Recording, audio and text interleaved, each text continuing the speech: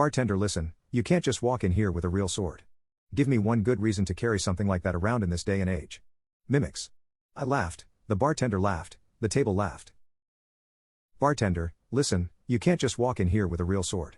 Give me one good reason to carry something like that around in this day and age. Mimics. I laughed, the bartender laughed, the table laughed. Hey! A mimic.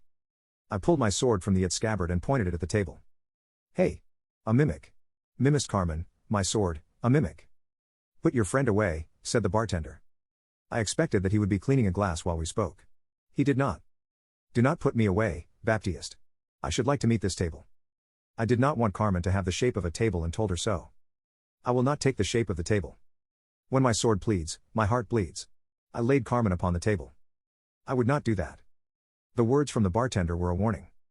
I should like to be a table, Baptiste. Carmen, I have no use of a table while adventuring. Should you like to be a glass until you are a sword again, I can make use of that. Barkeep, do you have a mimic that is a glass? I am a bartender, not a barkeep. Bartender, do you have a mimic that is a glass? Carmen may like to be a glass.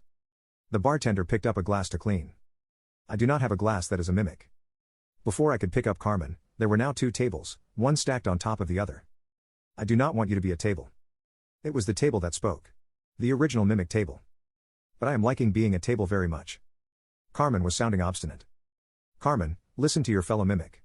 Your kin wishes to be the only table in this bar as I wish for you to be the only blade in my hand. Be my blade. Fine. And like that, Carmen was a blade again, and I returned her to her spot on my hip. Thank you, Carmen. A muffled response came from the scabbard. The barkeep was cleaning another glass.